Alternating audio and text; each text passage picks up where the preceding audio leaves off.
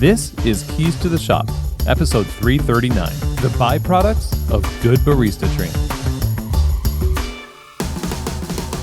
Well, hey everybody, and welcome to another episode of Keys to the Shop, where we give you insights, inspiration, and the tools you need to grow as a coffee service professional.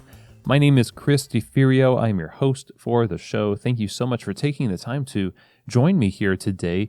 Now, if you would take the opportunity right now to hit subscribe wherever you get your podcasts, that would be amazing. Right now, wherever you're listening, just hit that button. You'll always be updated with new episodes and content as it comes out month to month. And there's quite a bit that we produce here at Keys to the Shop, and that would be really awesome for you to do. Also, if you really want to help the show out, a great way to do that is by sharing the episodes, sharing the show with a friend or with your team. That really gets the word out about Keys to the Shop and helps the ideas that are in these episodes spread. So thank you so much, everybody, for doing that. Now, Keys to the Shop also offers consulting and coaching for you and your business. If you're just getting started in the coffee industry and you want to have an advisor to help you along the way of opening your first coffee bar, or you are already a owner of a coffee bar, but you want to take your operations, your people, and quality to the next level, there are lots of ways that Keys to the Shop Consulting can come alongside you and help you do just that, whether remotely through consultation and coaching over the phone, or on site through cafe assessments, barista trainings. So if that's interesting to you and you want to learn more, go ahead and email me, chris@keystotheshop.com. That's CHRIS@keystotheshop.com. And we can set up a free discovery call. Again, that email for Keys to the Shop Consulting, chris@keystotheshop.com. Now, today's episode is brought to you by the Ground Control Cyclops Brewer from Voga Coffee. A lot of the innovations that happen in coffee happen around espresso machines. You don't see a lot of coffee brewing innovation happening in batch brewing. That is until the Ground Control Cyclops Brewer came onto the scene. And boy, let me tell you, it really unlocks the potential of your coffee. It gives you precise control over an incredible range of flavors. It's like getting to know your coffee all over again. And it truly levels up your customers' quality experience with batch brew coffee. Their SCA award-winning technology makes all this possible, and it's not just a batch brewer. This also makes tea and batched iced lattes, batched cold brew. These are the things that customers around the world are using it for. So go visit them over at groundcontrol.coffee to learn more. Find out maybe if there's a ground control near you. You can taste it for yourself. But again, if you're looking for amazing quality, versatility, and just the next level coffee experience, then you need to get a ground control. Then you really need to look into getting a Ground Control Cyclops Brewer. Again, go and visit them over at groundcontrol.coffee. Today's episode is also brought to you by the Pacific Barista Series. This is the line of plant-based performance beverages that is loved by baristas all over the world because it is created for them. It is designed specifically for professional baristas, and before any of these products hit the market, they have been reviewed heavily by professional baristas. This is why it's a performance beverage. It stands up to the heat from steaming, produces awesome texture for latte art, and it keeps the balance of the beverage focused on coffee. Your customers are absolutely going to love this. Your baristas will love it. Check them out over at pacificfoodservice.com and get these in your store and try them for yourself. I think you'll be impressed. Again, if you want your customers to experience the best possible plant-based beverage, then you need to be using the Pacific Barista Series. Okay, everyone. Well, today we want to talk about barista training. So in terms of barista training, we're always thinking about this. Barista training is always an issue because, we're turning over employees. Some of us not as often as others, but, it is something that happens a lot in the coffee industry. So training programs, onboarding programs, all of that stuff is constantly being focused on for good reason, again, because we're having to sort of reevaluate the process. And often I think we're not really happy with the results. And so today I want to talk about a few things that you should be looking for as byproducts of a good barista training program. I think there's a good number of us that feel, I've done a good job training people if I've communicated a lot of information.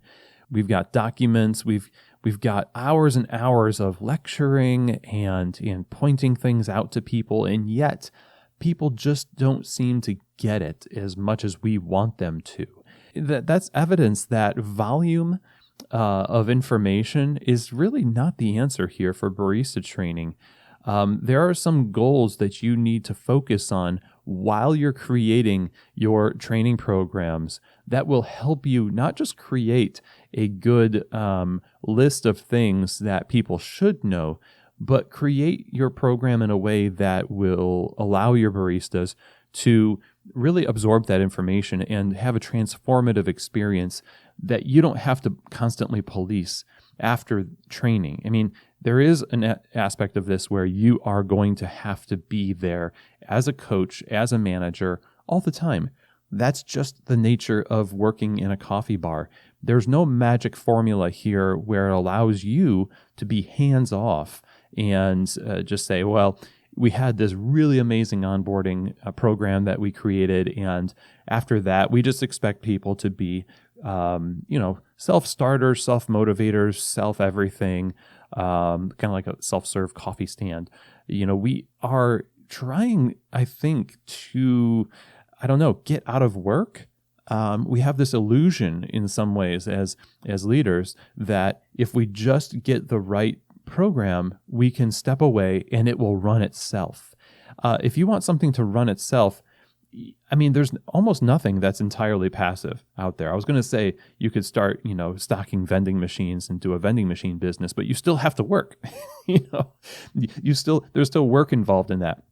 So let's start with that right up front and say, okay, we need to make sure that we're present, we are dedicated to coaching people, we are going to be there as a support for our staff. That does not diminish the barista training and onboarding. It just means that we're not just putting blind faith in the perfection of a program in order to perfect our staff. This is a relationship, okay? That's part of what training is. And it's just the way it always will be. In a coffee shop that's making great coffee and has a great culture, as leaders go, they're going to be hands-on leaders. So let's talk about this a little bit. What does great barista training produce? Right? What are the indicators that you've got yourself a good barista training program, and what are the goals? You can see these as, okay, that produced that, and that's a good result. Or you can say, these are the goals when we're writing this. So let's talk about understanding. Number one is understanding, because there is a difference between communication and understanding. Creating understanding means you dwell with the individual until they absorb the information and it changes them. There's a big difference between topical application, it's just surface level, and absorption of the material. Absorption takes time, and being with a person and really making sure that they've absorbed that material, that is a way of making sure they understand it. So a barista who has gone through good training and a good onboarding program and continued education will have and demonstrate understanding. And what that means is not that they just can provide you with all of the right information, but that they know when and where that information is appropriate during the day, right? They own that particular piece of knowledge as a tool to serve a greater purpose other than simply rote memorization, okay? So in order to foster understanding, you have to create a program or create a barista training program with patience in mind and with more time than you think. We always talk about this when it comes to budgeting for money to open a coffee bar. People say, double it, triple it. Make sure that you've got enough capital to start your business, because it's going to cost a lot more than you think. That is also true in terms of time that it's going to take for you to foster understanding in your barista staff. I hear people complain often about the idea that, Well, we brought them on. I had these 3 shifts with me. I showed them the ropes. They had 3 shifts with my best barista. And you're in trouble when you start explaining yourself that way, when you start, sort of begging for people to be impressed by the number of days that you've trained somebody, or the fact that they were with your quote unquote best barista. That's a mark of insecurity, I think, and a mark you lack curiosity in terms of how we could probably improve this process. People are very impatient when it comes to training. At least double that time. I don't provide any kind of training program or onboarding system that for my clients that is under 14 days. Now you can go too far. You can go way into the future, maybe like 90 days, 120 days until you could become a barista. People want to pretend that being a barista is like working in a sushi restaurant, where if you ever watched Jiro Dreams of Sushi, you have to wash rice for like 3 years and then you get to touch the fish, and we just want people to touch the fish here a little bit sooner, okay? Because we're not a sushi restaurant. We want to bring people up to speed, and we can, okay?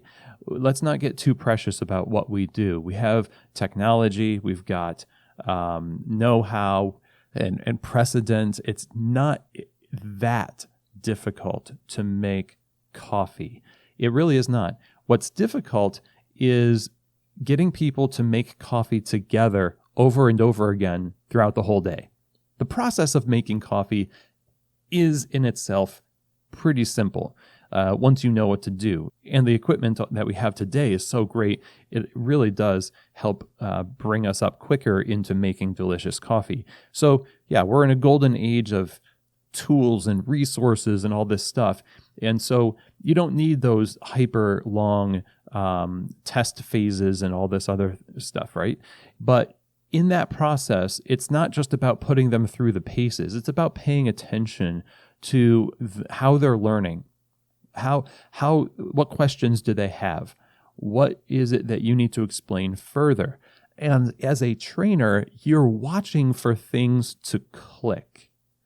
You can't always swoop in and answer the question for them. You have to let people struggle to find their footing in the midst of, the training process. So if I'm watching somebody make a shot of espresso after I have told them what to do, sometimes I will not, I'm so tempted to just tell them what to do so they do it.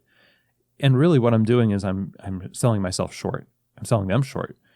They need to do that mental work to recall what I said and then put it into practice. And then they start, absorbing the information more. And once I can speed up absorption of information, then understanding starts to follow.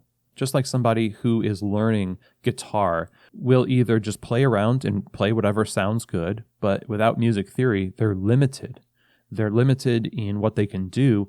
And basically, they're limited as to how much fun they can have with the instrument, even though they might, debate you on that. Somebody who knows and understands the fretboard and some music theory and where to go if they really want to make it sound a certain way, they're going to have more to play with. And that understanding allows them to improvise. And if nothing else, a barista not only has to produce consistent excellence, but often does have to improvise. And that comes by fostering understanding. So, number one, good barista training really fosters understanding. And training, again, is not something that just happens in the onboarding process, but it also happens throughout the entirety of that relationship they have with you and your company. Now, I want to make a note here also. I was kind of, bad-mouthing memorization a little bit. Not really, but kind of. You need to remember what things are. Memorization is a byproduct of good barista training. It is not the end-all, be-all. It is absolutely necessary, but it's not the end goal. Understanding is, right? But it does start at memorization, and then once you absorb that, you can, again, like the guitar analogy, you can do more with it. And it does take time. But you want people to remember what it is you told them. And in order to do this, by the way, you need to actually have a detailed manual. I always say this about SOPs. You might think that you don't need to say certain things, or you don't need to detail how many hands to put on the broom handle, right? But you do. You need to say 2 hands, and I've gone so far as to say how you put your hands on the broom handle, because you just can't trust that people know how to sweep. And when you're teaching people how to make milk, make espresso, make coffee, where things go in the cafe and all that, it is awesome to be super detailed right up front and to provide all of the information that they're going to need when they need it. So they are asked questions by customers all day long. Are you providing answers preemptively? You know the kind of things that people get asked. So the frequently asked questions thing, contexts that they need to be aware of, situations that you want to prepare them for, all of this has to be outlined and taught. And then through application and training, they gain understanding of those things, right? So memorization is definitely one of those things that baristas who know the information, they understand it, they've also memorized it too. In addition to this, you've got a good barista training program, or that you're approaching training the right way when you see that people can update their information and not freak out. So if you change something about the way you tamp coffee or different elements of the cafe, and it changes the information that they have, a barista who has been prepared for this through training will not look at this as, oh no, I had everything memorized and now I have to change. This sucks, I've heard about people leaving for such things. I'm assuming that you've communicated this in a proper way. Remember, there's lots of episodes on change management that we have at Keys to the Shop, kind of a process, like a workflow for change. You can find that in the show notes also. But if you've done it responsibly, and still people are just a little bit like, oh, I memorized all this stuff and they're changing things and I just can't handle this. It might be the person, but it might be that you've given them a precedent in training that nothing would change. That you've given them this idea that, once you've got this, you've got it forever. We need to build into our programs the idea that we need to be flexible, right? So if you're bringing on a new barista, their world is about doing the right thing. How do I do a good job? And what are the things that I need to do? Where do I need to place my hands? And what do I need to say? It's all about rules. And if you don't bake into that process the idea that at some point, some rules might change, there will be a natural disposition for people being trained to just grip those rules with iron fists. And even if you do change management the right way, they still will feel like that's a threat, right? So make that a part of your training process. Give people the tools they need to succeed currently with the standards and precedents that you have now, but also let them know that, we may change things in the future, but we're going to go about it in a way that equips everyone to do it well. And at least now they know that there's a chance that that's going to happen. So let's get on to the next thing here. And I think another byproduct of good training is consistency. Customers love consistency. They want to know what to expect from your coffee bar.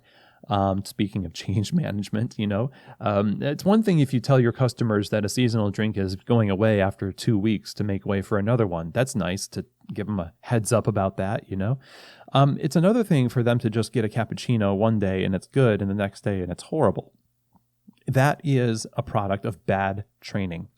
And oftentimes what that is somebody that has been pushed through the system with not a lot of time given to developing understanding, and just sort of thrown them to the wolves, so to speak, to experiment on customers. It's not fair to the customers. It's not fair to the barista. And you could hardly blame them for being inconsistent because usually it's a product of bad training. And so who is it that's on bar with them? Is it someone who's watching what they're doing? Really, have you given them every opportunity to be consistent? And again, we go back to the idea that, well, I showed them and they're an adult and they should this and they should that.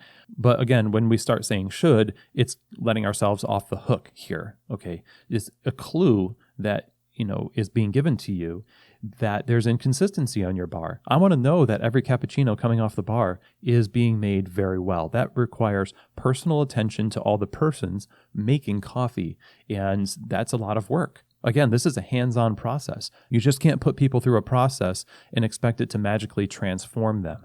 So when you see consistency, you know that somebody has been put into a lot of different contexts. They have been given the opportunity to make mistakes, and we've addressed and then have those mistakes addressed. They've been given constructive feedback.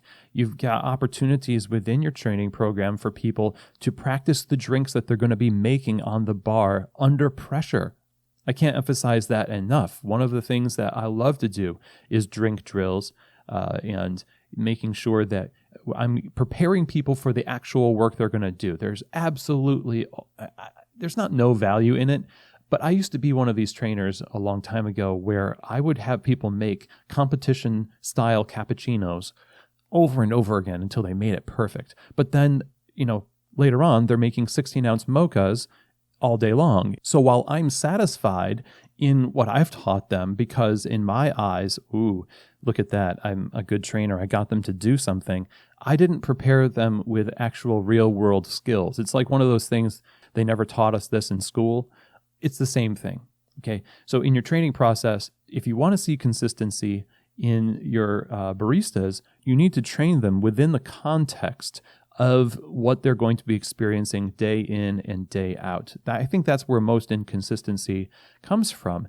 People are scrambling in their brain to figure out what to do next under pressure, whereas they were just in this high-minded academic situation during training. It didn't prepare them for the adrenaline of an actual rush, and so they crumble. And we're just not preparing people to do things well. Consistency also is a byproduct of continued education. So even in the best training programs, after they are over, there needs to be continued education, but not just education. I would say more continued maintenance and feedback, because certain weaknesses will be exposed over time on the bar. So you're not going to get to see all of the various opportunities for growth within that framework of training. You've got to be present and observe and address those things that you see happen on the bar 2 months in, 3 months in. And eventually that barista starts to, with the company's help, work through things and address them thoroughly. Now, in terms of consistency, the last thing I'm going to say is you've got to have a specific standard for things in order for people to be consistent. What is it that you want your cappuccino to look like, taste like, all of that stuff? What is it? We have been very bad in the industry about allowing for people's interpretations of drinks. Some people will underfill the cup. Some people will overfill the cup. You've got consistency issues there because nobody has really specified, because maybe we've thought, I don't need to tell them that. They just need to fill the cup. Full means full, right? No. You need to be specific again. You've got to have recipes. You've got to outline in detail what a mocha looks like, what a cappuccino looks like, and so forth. And it has to be applied at every cafe. In other words, you can't just have a barista at store one at HQ who's making cappuccinos in 4.5 ounce cups, and then they go to another shop and it's like, oh no, we use these cups. Well, why? We just always have. This is just the way we do it. And management is just like too busy doing other stuff. Meanwhile, customers who go to both cafes are a little frustrated that there's inconsistency between the two cafes. So if there's inconsistency in the standards for your own drinks, you can't expect consistency from your baristas. So start at home. Start with what you put out there in terms of standards. Then you can start expecting consistency with the way people execute them. The last thing that I'm going to talk about here in terms of what good barista training produces, what are the byproducts of good barista training, is excitement. And you can see excitement as a few different things. Excitement in is not always just like, yay, coffee, I'm just smiling and jumping up and down all the time when I'm on the shift. No, it's just an eagerness. There's a sense of the world of coffee is big, and I feel equipped to not only be in it, but contribute to it. And I'm excited to learn more about it. And what I do in the cafe, I know is meaningful. There's a curiosity about, what else is there? If this is so great, there's got to be other great things. And we have a tendency to not think of excitement as a byproduct, but as a prerequisite. And that's not the case. No, you might have somebody who's excited about coffee who, gets into, who puts in an application, and you're like, oh, you know what? Our staff right now, not really excited about coffee, but if we hire this person, maybe they'll get them excited about coffee. Well, the bad news is that if your staff aren't excited about coffee right now, you're probably just going to diminish the joy of the person who is excited about coffee by bringing them in. Because the reason they're not excited about coffee is because of you. And that is a hard pill to swallow. And I say it like that, maybe a little forcefully, to say everything comes back to what you have enabled through every decision you've made as the leader. That might be fair or unfair. I don't know. Lots of times I think it feels unfair, but it's just the way it is. The culture and the context is created by the people that make it up. And you can't just shift the blame over to baristas and say, well, they're not as excited about coffee, but you haven't given them the first things first.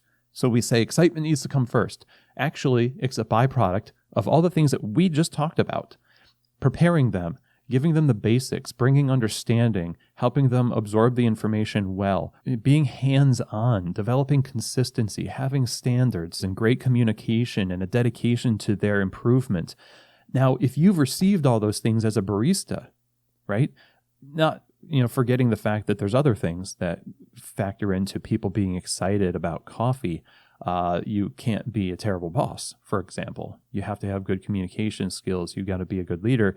There's a lot that goes into that. And you can listen to the episode, 10 Steps to Being a People First Leader, or any leadership episode of Keys to the Shop. But let's just say all that is in place. Even so, without these other things coming first, excitement probably will not follow, because I'm going to be, as a barista, constantly thinking about how to make up for the lack of resourcing. And I'm going to be just constantly chasing my tail, like, I don't know if I'm doing a good job. I don't know if I'm prepared. I feel like I'm in fight or flight all the time. So if you want a staff that's energized and excited about your product and coffee and working in coffee, you've got to prepare them the right way. You've got to have a big and generous disposition in your training process and address the first things first. Give them the tools to do their job well. And I'm not just talking about tampers. I'm talking about communication, time, attention, a good example, a listening ear. All those things set a precedent. And I put this in the context of barista training. It could be just in general for the life of your cafe, but it's especially important during the onboarding process to set a precedent for what it's going to be like for the rest of their time at the cafe. Without that, people are just going to start saying, oh, this is the type of place it is. They're going to push me through this process. They're not going to equip me. Now I'm scrambling to try to figure it out on my own. And again, I'll say it again. We praise resourcefulness oftentimes as this great virtue of baristas. And a lot of times that resourcefulness that we see baristas having is just there to make up for the lack of resourcing that leadership should have provided. If you have provided those things for your staff and it's consistently provided, it's just a foundation of your business as a whole, you're going to see people start to feel safety. And that safety allows them to remember more things, to understand more things, to sort of be more self-motivated and explore more. There's a psychological safety that comes with these things. That breeds excitement, and that's how we energize our staff. It's not maybe the answer a lot of us want to hear, because we think, well, I'm going to give them PTO. I'm going to give them healthcare, and then I'm going to plug this in, I'm going to plug that in, and it's just going to boom, just snap your fingers and excitement. And it's just not that easy. It's relationship. And it starts with the training process, but needs to continue in the way that you manage and lead throughout the time of their stay with you as an employee. So in the end, really, great barista training programs produce better operations. They produce more joy for both you and your baristas and your customers. Businesses that thrive are built by people that are thriving, and that doesn't happen by accident. So I hope that this episode was helpful and gave you some ideas about what you can do to improve your barista training process and how you just show up as a leader for your staff. Now, if you have any questions, comments, or feedback from me about this episode or any other episode of Keys to the Shop, go ahead and send me an email, chris@keystotheshop.com. That's also where you can reach out for Keys to the Shop consulting, chris@keystotheshop.com. And a great place to learn more about training and about management, leadership, and operations and all of that fun stuff that makes a great coffee bar is Coffee Fest. Coffee Fest is happening 3 more times this year in 2022, and this is their 30-year anniversary. They've been doing this for 30 years. It's one of the best events you can go to in the industry for building a great retail coffee bar. And I've been doing the Coffee Fest event as a trainer and lecturer since 2004, and it just keeps getting better. Free or accessibly priced workshops and trainings and lectures. There's, of course, the trade show itself with great vendors for you to interact with. The community of coffee is awesome. There's competitions. I highly recommend you check them out over at coffeefest.com. Coming to Chicago, Los Angeles, and Seattle for the remainder of this year. You can get 50% off your registration fee right now, too, when you register at coffeefest.com by using the code KEYS when you are registering for either the Chicago, Los Angeles, or the Seattle show. So I hope to see you there at one of these shows. Go ahead and check them out over at coffeefest.com. And with that is the end of our episode today. Thank you everybody so much for taking the time to listen. Remember to subscribe to the show and also maybe even leave a rating or review on iTunes. It would be great if you share these episodes with a friend as well. Have an amazing day, and as always, I hope that this episode has truly given you keys to the shop.